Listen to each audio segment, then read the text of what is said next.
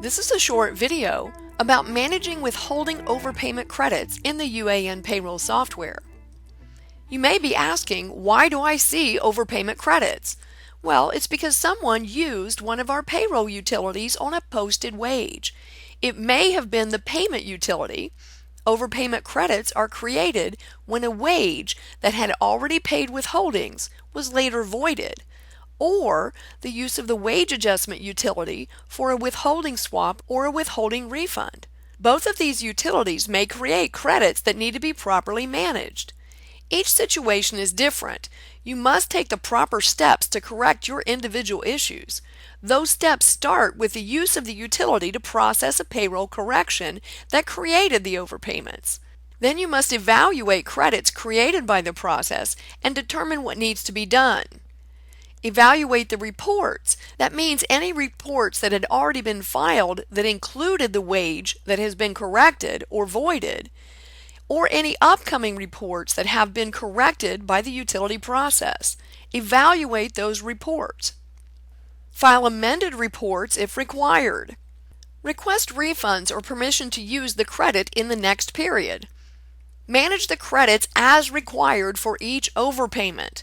Using this process, you will never leave behind withholding overpayment credits. If you have old overpayment credits that were not managed properly, those overpayments are probably out there being held by various withholding agencies, but that money belongs back in your entity's bank account. You'll need to review the filed reports, possibly file amendments as required, and request the refunds or the use of the credit so money comes back to your entity. In your research, you may find that the work had already been completed and the refunds were already received in prior years, but the management of the overpayment credits was neglected. You simply have to complete the process. A word of caution, each withholding agency is different.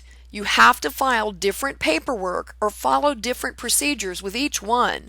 I'm going to follow through with the tax and state retirement overpayments created by voiding a wage with paid withholdings that was shown in our earlier video, Evaluate Unpaid Withholdings. Let me take you to the UAN software and show you how to manage withholding overpayment credits. It is December 6th in training land, and I want to review the withholding overpayment credits that I found during the video Evaluate Unpaid Withholdings, and I'll show you the notes and outline the actions to be taken. Here's my withholding summary unpaid for the regular withholdings.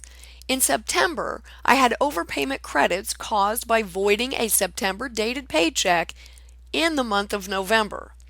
I have state, Medicare, and local tax overpayments. These may not be all the withholdings on the September paycheck, but they're the only remaining overpayments that need to be managed. Let me review my notes. Because I paid the state tax on the Ohio Business Gateway without reporting any taxable wages, and the overpayment credit occurred in the current year, I simply need to incorporate the overpayment credit into my next state tax payment. There are no reports to amend in this example. The Medicare tax is different.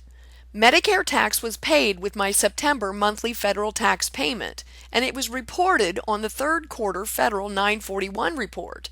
The report was filed in October, and the wage that was voided in November was included on that report. Therefore, I had to go to the IRS website, download and complete the Form 941X for the third quarter, and request the overpayment credit of $2.40 be applied to my next quarter. Now that I've filed the amended report, I need to include the Medicare employee and employer credits in my next federal tax payment. And the last regular withholding with an overpayment is the local tax. I contacted the tax department and obtained the amended report paperwork and filed an amended September local tax report. They want me to use the credit in my next tax payment and indicate that on my next tax report. This is often the case, but I always have to complete the paperwork to determine how to handle the credit. I'll show you how to use these credits once we complete the review and look at some other reports. Let's look at the state retirement withholding overpayments. The OPERS overpayment appears in the month of August because the September dated paycheck had an August ending pay period. That means I had to contact OPERS, follow their instructions to amend my August report to remove the voided paycheck, and request a refund of the employee and employer's share. OPERS told me they're sending a check for the $8.25 employee share. This does not belong to the employee in this case because it came from a voided paycheck. And they're going to give me an $11.55 employer credit to use on my next payment. The state retirement agencies will always tell you if they're going to refund or credit your account. Manage your overpayments according to their instructions. Now that I know how all of my overpayments need to be managed, I can begin the process by using the credits in my next tax payments. Remember, it's December 6th, and it's time for me to pay the November taxes. I can include these regular tax credits in my November payments because I have taken the proper steps to amend the required reports. I want to take a look at another report that could be helpful. From the drop-down list of the withholding reports, Withholding Overpayments. Select all the items in the list and display. This is one of the reports I use to identify the paycheck number and the void date for the credits that appear on my withholding summary unpaid. Let's go to Payroll, Transactions, and Withholding Payments and use those withholding credits as we pay our taxes. I click the Add button and I'm paying all of these online, so I'm going to choose Regular Electronic. I'm paying them today, so I'm going to use today as the post date. I'm going to choose State Tax First, the Ohio Department of Taxation, and the software is going to default to the oldest unpaid credit. In the 2019.1 update, the credit tab was added so clients could keep track of the overpayment credits they needed to use. If you have overpayment credits for the payee you selected, the software is going to default to the Credits tab. The month and year will reflect the oldest unused credit. At the bottom of the Credits tab, you can see the software defaults to apply selected credits. I know I have a credit that I need to use from September. The first thing I want to do is go to the Wages tab, select the month of taxes I need to pay, that's November, and select all the wages. I'm not finished. When I select all of my wages, in the upper right corner, my payment total is $552.97. I need to incorporate the credit in this payment. I go to the Credits tab, and notice even though my month was changed to November for the taxes, I can still see the September credit, and I select it. Now my payment total has been reduced by the 32-cent credit and is $552.65. That's what I need to do.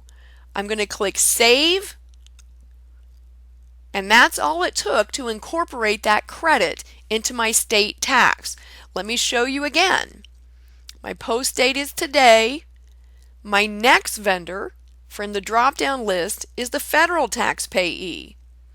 And because I have an overpayment credit, the software is going to default to the Credits tab, the month of the unpaid credit and the year, and at the bottom, the default selection is Apply the Credit. I'm going to go to the Wages tab, change the month to November for the taxes I need to pay, select them all, go to the Credits tab, select the credit. Now look at that payment total in the upper right corner. When I check the box to include the credit, the payment is reduced by the $2.40 Medicare credit. I'm going to click Remember Date till form closes this time and click Save. And my last overpayment credit is for the local tax. I'm going to choose the Buckeye Village income tax. Again, I have an overpayment credit, so the software defaults to the Credits tab and it shows me the month of that credit. I'm going to go to the Wages tab, tell the software I'm going to choose the November taxes that need to be paid, select all of those taxes. My payment total is $212.53. Go to the Credits tab and select my credit of 83 cents. Now my payment has been reduced to $211.70 and I can save. So you can see the difference. I want to show you with withholding that does not include a credit. My school tax. So when I select school tax, it automatically defaults to November because I don't have any withholding credits that need to be addressed. So I simply select the wages in the list just like I've always done. So when you're making regular payments and you don't have withholding credits, you're not going to see the software default to the Credits tab first. Only when you have withholding credits to use will you see that process. I'll go ahead and save my payment and close. Now I'm going to post my vouchers and then I'll go to these websites and make the reduced tax payments as required. I'll post, and yes, they printed successfully. In follow-up to the use of the tax credit on the federal tax payment, when I do my fourth quarter 941 report, I have to refer back to my third quarter report. In UAN, if the original third quarter report does not show an overpayment, remember in my case, the overpayment was reported on the 941X, which is not completed in the UAN software. When I add my fourth quarter 941, I have to enter the credit on the Payments tab in the Prior Overpayment box. Otherwise, you're going to still show a credit. So pay attention to the Payments tab, Prior Overpayments box to make sure you're including that in your next quarterly report as required. I'm not saving the changes. It's not time to do my fourth quarter report. Since we just filed the state retirement amended reports, we don't have the credits or the refund to apply yet. I'm going to have to wait a few days until that process has completed. I'll check back in a couple of days. Wow, through the magic of video, it is now December 17th, and I have received the OPERS refund for the $8.25. Let's take a quick peek at the status of our withholding overpayments. I go to Payroll, Reports, Withholding Reports, and the Withholding Overpayment Report. I select all those items and display. I can see that all of my taxes have been applied and the software shows me the payment number they were applied to. Notice that the clear type says applied. So this does not mean it was used in the unpaid withholding clear utility. It was applied to a payment on the clear date, 12/6. The software is going to show me, as well as my auditor, how I have managed the withholding overpayments. The last one left to be addressed is my OPERS employee and employer share. In today's mail, I received the $8.25 refund of the employee share. I've deposited that at the bank and I need to post a receipt in UAN. Let me go show you how to do that. Accounting Transactions Receipts. I click the Add button. It's a standard receipt. I'll start typing and see if OPERS is on my list. It is. If it's not, type in the name of OPERS. Alright, type in the details of that refund. If you have a deposit ticket number, you would enter it there. I received it in today's mail. I deposited it today, and it will post to the bank account today. When you void a wage with already paid withholdings, the overpayment credits are reallocated to the general fund. Therefore, the refunds associated with those go to the general fund.